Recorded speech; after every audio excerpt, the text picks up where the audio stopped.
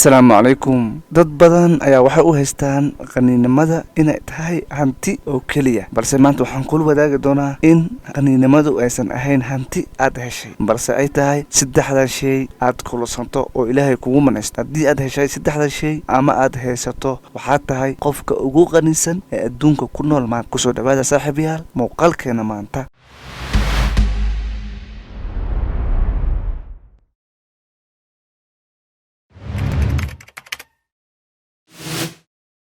bini'aadanka kuwa nool adduunka mar walba waxay nimco moodaan waxyaalaha ka maqan, balse ma arkaan waxyaalaha ay ayaga haystaan. Taasina waa mushkiladda ugu weyn ee qofka ku xirta silsilad una weligiis iska furi karin. Taasina waxaa cadeen kugu ah qofka oo aan ku xisaabtamin waxyaalaha uu haysto, kuna faanin waxyaalaha asaga Ilaahay markan siiyey. sidaas darteeda waxaan jeclahay in aan kusoo koobo barnaamijkayga maanta 3 qodob oo ah qofka ugu qaniinsan adduunka ayaa tahay haddii aad haysato saddexdan sidaan hore usoo sheegay. Qodobka koowaad haddaan galno waa waqtiga ayaa ah sameeyay. Taasi waxay cadeen u tahay in waqtigu uu yahay qaniinimada ugu weyn ee qof bini'aadam uu haysto. Taasina waxay tusaysaa in qofka bini'aadamka aysan ku baraarugsanayn in waqtigiisa sidii loogu talagalay ugu faa'iideysto.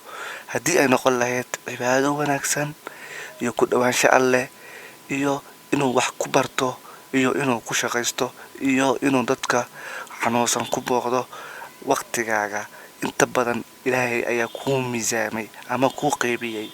Tusaale ahaan, salaad waxaa tukanaa 5 waqti ayaa lagu yiri salaad tuko. Taasi waxaa macnaheedu tahay in qofku 5 waqti uu tukado, in oo 5taas waqti inta u dhaxaysa uu sameyn karo waxyaalo fara badan. sidaas darteeda waa tusaalaha ugu weyn ee xayiga ah aynu haysano maantaasina waa sunno Ilaahay noo dejiyay inaan 5 waqti ka mid ah waqtiyadeena oo ah 24 saac aanu kano salaad, oo ah inaan Ilaahay la xiriirno, aan la hadalno, aanu weydiisano waxyaalahan ugu baahannahay adduun iyo aakhiraba inaan ku guuleysano. haddaan u galo qodobka labaad waa al-sixa oo macnaha caafimaadka. qofka si walba waqti u haysto, haddii uu caafimaad haysanin mise uu xanuunsan yahay isbitaal ku jiro ama gurigiisa ku xanuunsanaado, ma haysto waqti uu wax ku qabto. sababtoo caafimaadka ayaa ah waxyaalaha labaad ama waxa ugu weyn ama qodobka labaad ee qofka bini'aadamka uu haysto oo qaniga ku yahay, balse uusan ku baraarugsanayn. sababtoo ah waxaad ogaa doontaa inaad caafimaad haysatay oo faa'iido ku ahayd. waxaad ogaa doontaa maalinkii aad xanuunsatid oo aad awood u yeelan weydo inaad koob shaah samaysatid ama aad hal mar aad wax qabsatid oo ah inaad wax akhrisatid, inaad wax baratid.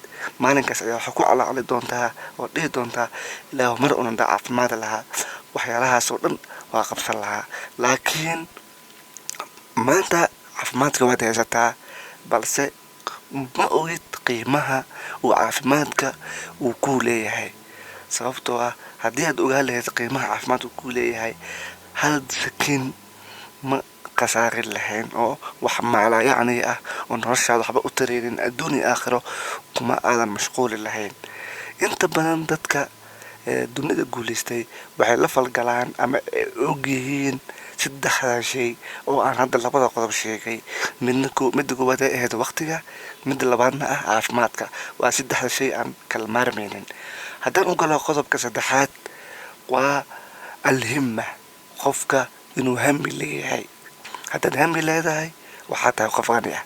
sababtoo ah waxaa dunida ku nool ama jira dad badan aan hami lahayn oo aan lahayn hadaf ay higsadaan. qofka bini'aadamka ah hadduusan hami lahayn oo waxba ku haminaynin, wuxuu la mid yahay sida xayawaanka. bal xayawaanka ayaa dhaamo wuxuu ku haminayaa in uu mar walba uu helo meel doog ah oo ku noolaado. balse adiga waxaa muhiim ku ah ama aad ka faa'iideysan kartaa in aad waqtigaaga miisaantid, caafimaadkaaga ka faa'iideysatid, iyo inaad hami yeelatid. 3 shay qani ayaa ku tahay, cidna ugu baahan tahay ma lahan. ma u baahnid in lagu maalgeliyo. hamiga maalgelin ma lagu samayn karo. caafimaadkana si walba caafimaad u raadisad haddii Ilaahay kula doonan maalgelin laguma samayn karo oo qani kuma noqon kartid. teeda 3aadna waa qodobka koowaad ee waqtigaagana ma gadan kartid. si walba aad iskugu dayid ama qani kasta aad dunida aad tahay. qofka maanta uu qanisan ama xanuunsan ama aan hamiga iyo walwalka oo ka tirabadiya wuxuu jeclaan lahaa in mar saddexaas isku helo. laakiin adiga maanta dhageysanaya waxaa laga yaabaa inaad saddexda shay ku kala yihiin. hami waa leedahay, caafimaad waa haysaa, waqtina waa leedahay, laakiin ma ogid. waxaa u baahan tahay inaad dib isku ogaatid oo aad ka faa'iidaysatid saddexda shay. haddaad haysato waxaa tahay qofka ugu qanisan ee dunida maanta ku nool. amaan allah.